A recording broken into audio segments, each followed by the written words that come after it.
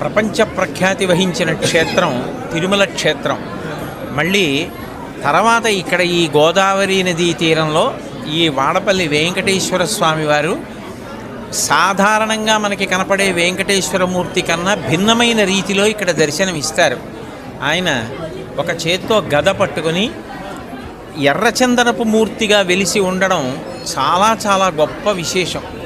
అసలు ఎప్పుడైనా గ్రహదోషాలు వస్తే ఎర్రచందనాన్ని స్వామివారికి అభిషేకంలోనో లేకపోతే అలదడమో చేస్తూ ఉంటారు.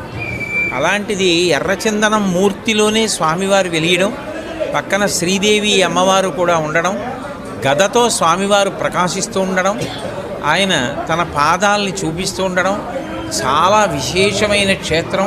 దినదినాభివృద్ధి చెందుతున్న ఈ క్షేత్రం ధర్మానికి గొప్ప ఆలంబనం కావాలని, రాబోయే కాలంలో ఇంకా ఎంతోమంది భక్తులకి ఇది ఆశ్రయం కావాలి.